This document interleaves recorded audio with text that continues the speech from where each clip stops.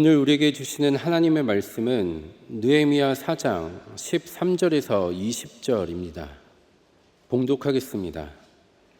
내가 성벽 뒤에 낮고 넓은 곳에 백성이 그들의 정적을 따라 칼과 창과 활을 가지고 서 있게 하고, 내가 돌아본 후에 일어나서 귀족들과 민장들과 남은 백성에게 말하기를, 너희는 그들을 두려워하지 말고 지극히 크시고 두려우신 주를 기억하고 너희 형제와 자녀와 아내와 집을 위하여 싸우라 하였느니라.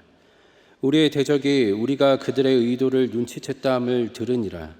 하나님이 그들의 꾀를 패하셨으므로 우리가 다 성에 돌아와서 각각 일하였는데, 그때로부터 내 수하 사람들의 절반은 일하고 절반은 갑옷을 입고 창과 방패와 활을 가졌고, 민장은 유다 온 족속의 뒤에 있었으며, 성을 건축하는 자와 짐을 나르는 자는 다 각각 한 손으로 일을 하며 한 손에는 병기를 잡았는데, 건축하는 자는 각각 허리에 칼을 차고 건축하며 나팔 부는 자는 내 곁에 섰었느니라.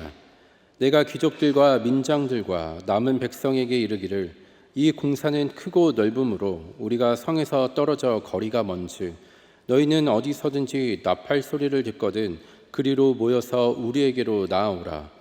우리 하나님이 우리를 위하여 싸우시리라 하였느니라. 아멘. 사랑하는 성도 여러분, 혹시 하루를 살아가면서 마치 전쟁터 위에 서 있는 듯한 그런 느낌을 받은 적이 있습니까? 이 직장에서는 상사의 압박과 실적의 무게가 우리를 짓누르기도 합니다. 이 가정에서는 자녀의 양육과 부모의 봉양의 책임이 우리를 무겁게 할 때도 있을 것입니다. 또 인간관계는 어떻습니까? 인간관계 속 갈등과 상처가 여전하지요. 우리의 마음 깊은 곳에 도사리는 불안과 유혹이 끊임없이 우리를 시험할 때가 있다는 것입니다. 겉으로 보이기에는 우리 모두 평범한 일상을 살아가는 것처럼 보이지만, 사실은 우리의 삶이 보이지 않는 전쟁터와 같다는 것입니다. 사랑하는 성도 여러분, 오늘 본문 말씀도 단순히 성벽을 재건하는 이야기가 아닌 것입니다. 영적 전쟁 가운데 하나님이 주시는 승리의 본질은 무엇인가? 어려운 가운데 공동체를 세워 나아가는 영적 리더십의 원리는 무엇인가를 우리에게 교훈하고 있다는 것입니다. 느헤미야가 경험한 그 현실의 상황은 어떠합니까? 바벨론 포로 귀환 3차 리더로서 예루살렘에 도착했습니다. 예루살렘은 황폐하고 성벽은 무너졌고 성문은 불탔습니다. 외부에서는 끊임없는 적들이 위협하고 있으며, 이 내부적으로는 백성들이 낙심하고 지치고 힘든 상황이었습니다. 어렵고 힘든 일들이 느헤미야 앞에서 겹겹이 쌓여 있구나 보게 된다는 것이죠. 그럼에도 불구하고 느헤미야는 기도하는 리더였습니다.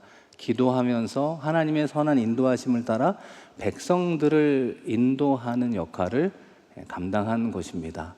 외부의 위협과 내부의 불신은 끊임없이 있을지라도 이 느헤미야는 흔들리지 않고 기도하며 하나님의 백성, 무너진 성벽을 재건하는 일에 앞장서며 나아가게 되었습니다.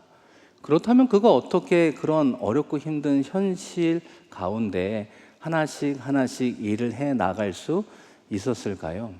오늘 말씀은 기도하는 사람, 영적 리더인 느헤미야의 그 리더십을 통해 우리에게 주는 신앙의 원칙 2가지를 생각해 보려고 합니다. 첫 번째 신앙의 원칙은 무엇이겠습니까? 신앙은 균형이다.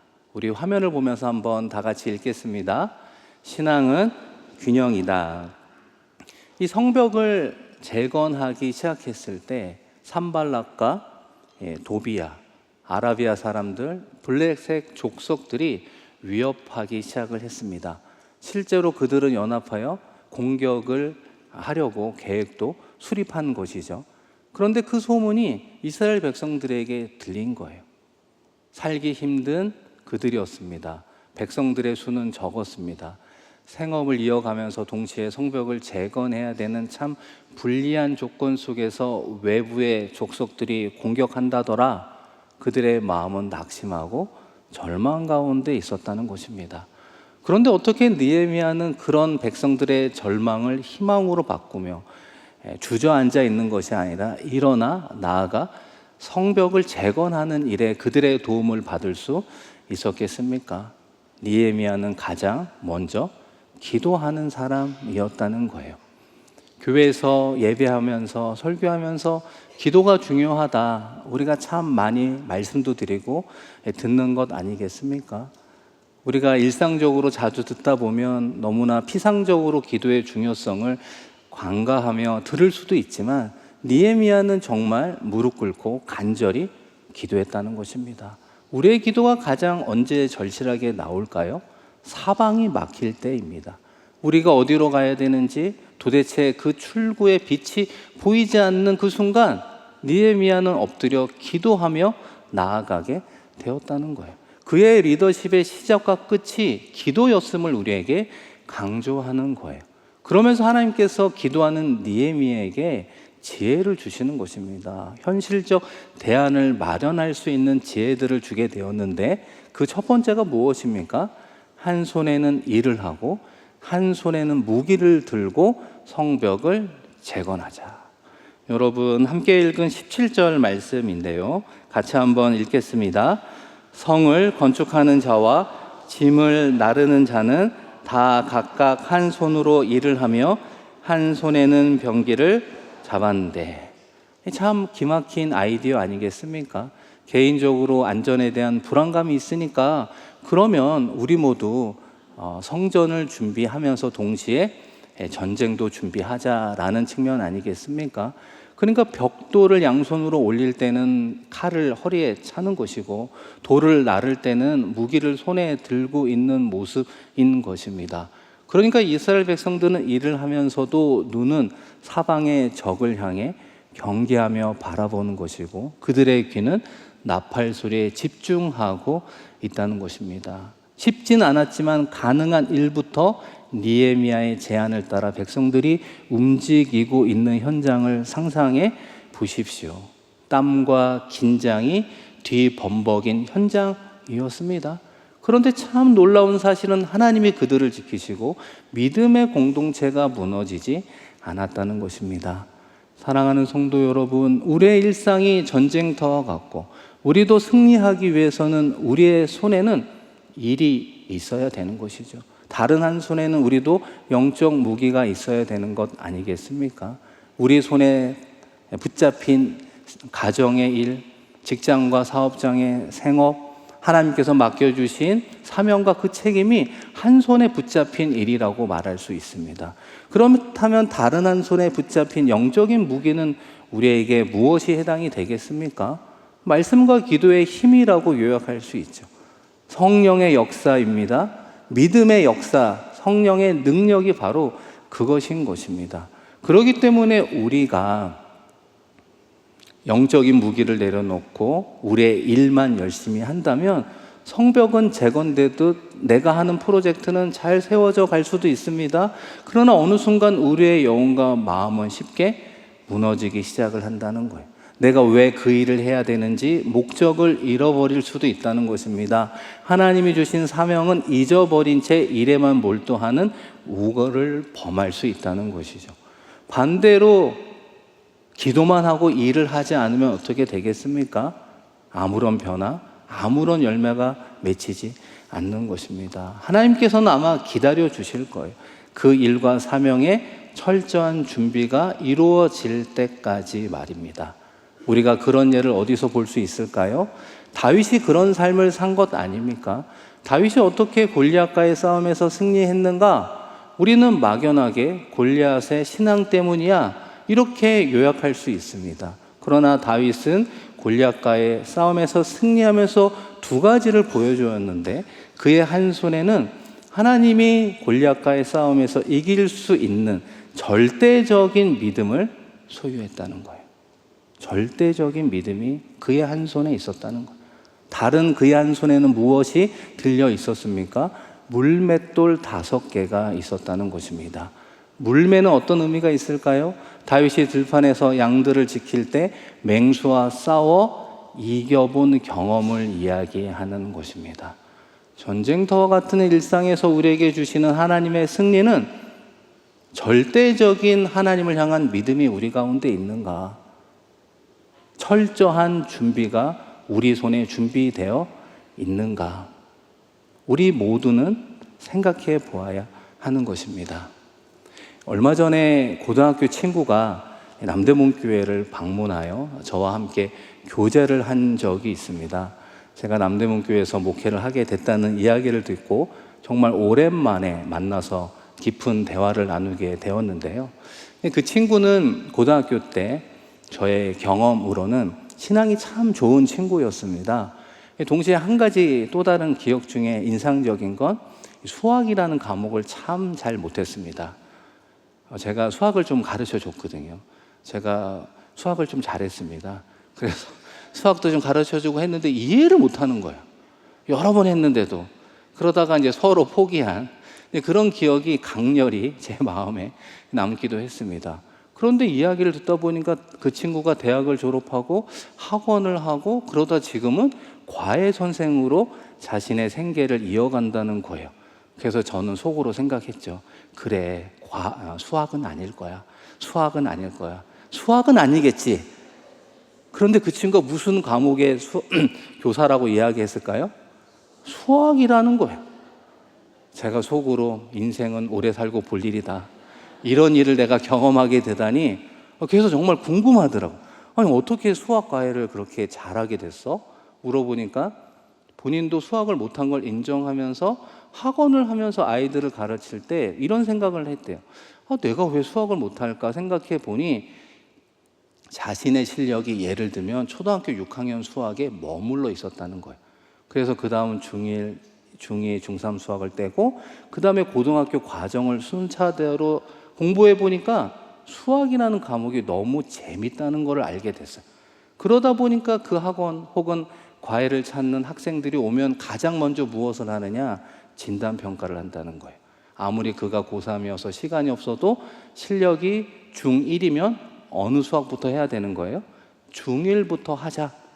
설명하고 설득하고 고집을 부리면서 그렇게 가르치기 시작을 하다 보니까 이 과외의 성과를 내기 시작을 했다는 거예요. 그러면서 어깨에 힘을 주면서 장훈아, 내가 가르친 학생 중에 의대도 갔어. 스카이도 갔어. 그래서 과외를 받으려고 학부모들이 줄을 쓴다는 거예요. 또 다른 원칙 하나는 신앙의 원칙을 가지고 있었습니다. 그럼에도 불구하고 금요기도회 저녁에는 과외를 안 한다는 거예요. 아니, 왜 그때는 과외를 안 해? 그 친구가 섬기는 교회 목사님이 금요기도회 스텝으로 도와달라고 이야기를 했다는 거예요. 그래서 그 이야기를 듣자마자 부모님들께 양해를 구하고 금요일 저녁은 과외를 안 잡았다는 거예요. 그의 신앙의 원칙, 하나님보다 앞서지 않는 삶을 살았다는 거예요. 그 다음 말이 저에게는 큰 충격이었습니다. 장훈아, 나 새벽기도 빠진 적이 없어. 저한테 그러는 거예요. 저는 빠진 적이 있거든요.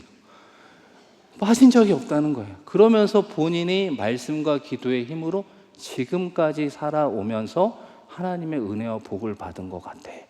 그러면서 이야기를 하는 거예요. 내가 정말 은혜 가운데 집을 장만한 이야기, 그리고 최근에는 섬기는 교회에서 장로 피택이 됐다는 거예요. 축하한다고.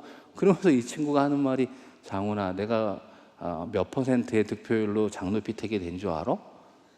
그래, 한 많이 된 것 같아서 제가 한 90% 얘기하니까 100%로 됐다는 거야. 아니, 박수로 한 거야? 아니라는 거야. 만장일치로 한 거야? 아니라는 거야. 무기명 투표로 했다는 거예요. 무기명 투표를 했는데 다 찬성을 해줬대요. 제가 22년 동안 득표율 100%는 처음 봤습니다. 그래서 내가 그 친구를 보며, 친구야, 네가 나보다 신앙이 낫다. 제가 인정해 줬습니다. 오늘 말씀의 흐름으로 보면 이 친구의 한순에는 그래도 늦었지만 공부하면서 나름의 과외 실력을 키워갔구나. 그리고 동시에 말씀과 기도의 힘이라는 신앙의 원칙 가운데 살아갔구나. 그런 사람을 하나님은 승리의 길을, 은혜를 베푸시고 복을 허락해 주시는구나 엿보게 된다는 것입니다. 사랑하는 성도 여러분, 두 번째로 느헤미야가 우리 가운데 보여준 신앙의 원칙은 무엇이 있습니까? 신앙은 공동체다. 우리 화면을 보면서 한번 같이 읽겠습니다. 신앙은 공동체다. 느헤미야는 기도하는 가운데 한 손에는 이를, 한 손에는 무기를 들었던 현실적 제안을 하게 되었습니다. 동시에 그가 기도하면서 공동체의 안전을 위해 받은 하나님의 지혜는 무엇입니까? 나팔 소리가 들리거든 다 함께 모여라, 다 함께 싸우자, 그런 말로 권면했다는 거예요. 여러분, 본문 말씀 19절과 20절 말씀인데요, 다 같이 한번 읽겠습니다. 내가 귀족들과 민장들과 남은 백성에게 이르기를 이 공사는 크고 넓음으로 우리가 성에서 떨어져 거리가 먼즉 너희는 어디서든지 나팔 소리를 듣거든 그리로 모여서 우리에게로 나아오라. 우리 하나님이 우리를 위하여 싸우시리라 하였느니라. 아멘. 느헤미야의 두 번째 지혜는 무엇이었습니까? 나팔 소리가 나거든 멀리서 그 소리가 들리면 무조건 모여 우리가 함께 싸워 승리하자 말하는 것이죠. 공동체의 안전을 지키는 나름의 조직 체계를 갖추는 것입니다.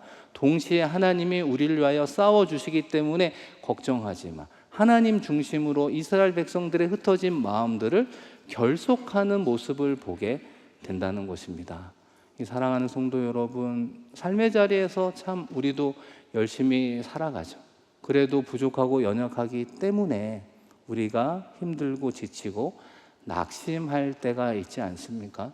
그러다 보면 우리도 개인적으로 나타나는 나팔의 소리가 있는 것 아니겠습니까? 요즘에는 카톡을 통해서 때로는 전화하는 가운데 들려지는 기도의 제목일 수도 있겠죠.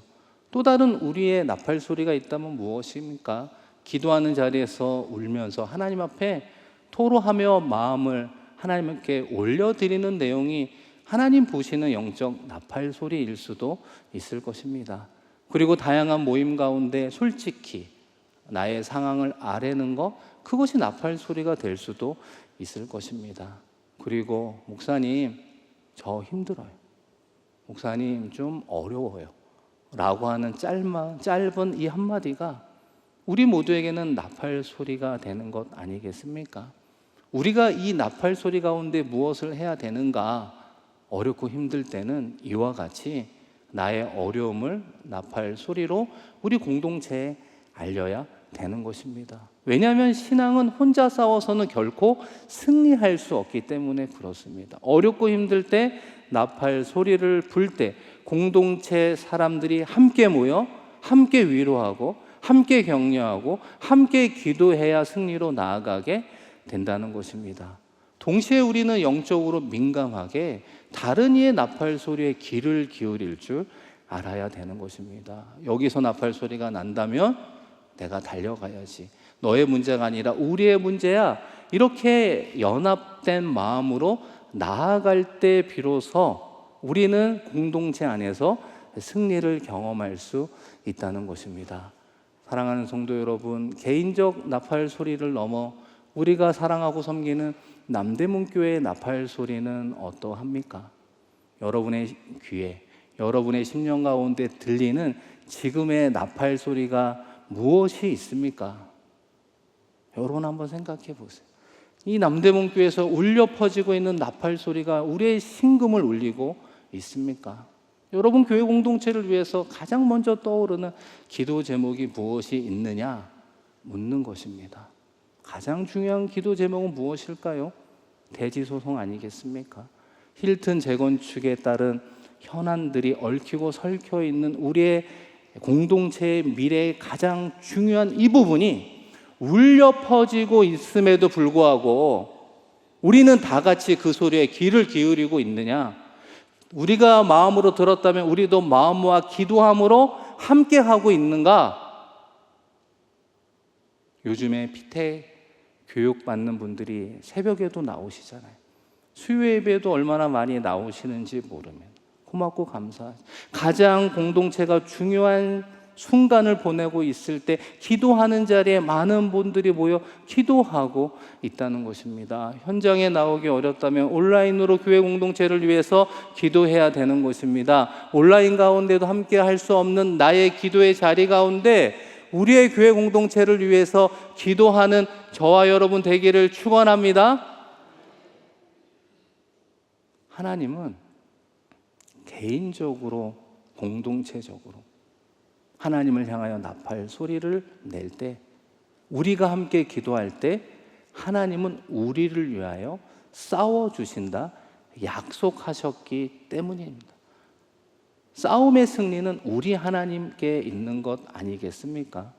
여러분, 본문 말씀 느헤미야 4장 20절 마지막 부분을 한 번 더 같이 읽겠습니다. 우리 하나님이 우리를 위하여 싸우시리라. 아멘. 제가 한 번 더 읽어드리면 우리 하나님이 우리를 위하여 싸워주십니다. 우리 하나님이 우리의 가정과 일터, 교회 공동체를 위하여 싸워주시는 줄로 믿습니다. 그래서 여러분, 예수님이 제자들과 우리에게 내가 세상을 이겨노라, 내가 세상을 이긴 승리자라고 선포하시기에 우리는 그분을 우리의 영혼의 구원자, 우리의 삶의 주관자로 여기기 때문에 그 주님의 선포 따라 세상과 싸워 승리하는 것이죠. 끊임없이 믿음의 선한 싸움을 하면서 나아가는 존재라는 것입니다. 그런 가운데 우리는 특별히 신앙의 스탠스가 중요하다 말할 수 있습니다. 미국의 역사적인 사건 하나 가운데 이 남북 전쟁이 한창일 때 내일 중요한 결전을 앞두고 있었던 링컨과 보좌관이 대화를 하기 시작하게 되었습니다. 이 보좌관이 조심스럽게 링컨 대통령에게 물어보게 된 거예요. 대통령님, 내일 정말 중요한 전쟁이 있는데 하나님이 우리 편이 되어서 우리를 위하여 싸워 주실까요? 그 질문을 들은 링컨은 잠시 생각하며 조용하고 차분하지만 단호하게 이야기했습니다. 우리가 하나님 편에 선다면 하나님이 우리를 위해 싸워 주실 것입니다. 짧은 대화 속에 우리는 중요한 진리 하나를 얻게 되죠. 하나님이 우리 편이 되게 해달라고 때를 쓰는 것은 어리석은 것이, 오히려 우리가 하나님 편에 쓰는 것, 우리가 하나님의 말씀에 순종함으로, 우리가 하나님의 정의의 편에 서게 될 때 하나님이 우리를 위하여 싸워 주신다는 것입니다. 사랑하는 성도 여러분, 우리가 개인적으로, 공동체적으로 우리의 가정과 일터와 남대문교회 공동체가 하나님이 원하시는 방향대로 나아간다면 하나님이 우리를 위하여 싸워주시고 궁극적으로 승리를 허락해 주실 줄로 믿습니다. 느헤미야는 무너진 이스라엘 성벽을 어떻게 혹은 얼마 만에 재건했을까요? 100년이 넘도록 어느 리더도 무너진 성벽 재건에 성공하지를 못했는데요, 느헤미야는 이런 과정을 통해 52일 만에 성벽을 재건하는 데 성공을 했다는 거예요. 여러분, 며칠 만에 성공했다고요? 52일 만에 성벽 재건을 했다는 거예요. 성벽 재건 자체가 불가능하다고 여겼던, 콧방귀 꼈던 외부 민족들의 사람의 코를 납작 낮추시는, 정말 어떻게 52일 만에 그런 일들이 이루어졌을까? 이스라엘 백성들은 그 과정 속에 함께하면서 결과적으로 하나님이 우리와 싸워주시고 우리에게 승리를 주신 거구나, 그러면서 하나님 중심의 신앙 공동체로 거듭나게 되었다는 것입니다. 사랑하는 성도 여러분, 우리의 삶은 전쟁터와 같고 우리는 크고 작은 다양한 싸움을 계속해서 하고 있습니다. 우리가 어떻게 승리의 발걸음을 내디딜 수 있겠습니까? 이 첫 번째로 신앙은 균형이다라고 하는 거예요. 한 손에 일이 있긴 있어요. 그러나 그 일을 철저히 준비하는 실력, 그것이 우리 손에 붙들려야 되는 것이죠.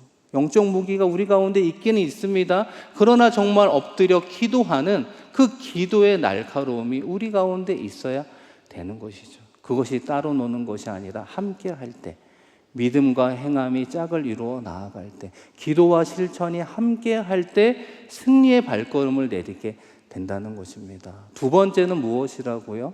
신앙은 공동체다라고 말씀드렸습니다.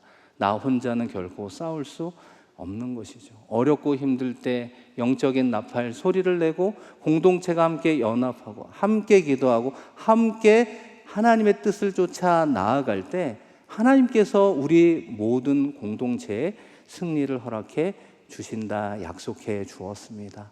바라기는 우리를 위해 싸우시는 하나님과 동행하며 우리의 가정, 우리가 섬기는 일터와 남대문 교회 공동체 가운데 하나님의 승리를 맛보아 누리는 저와 여러분 되기를 주님의 이름으로 축원드립니다.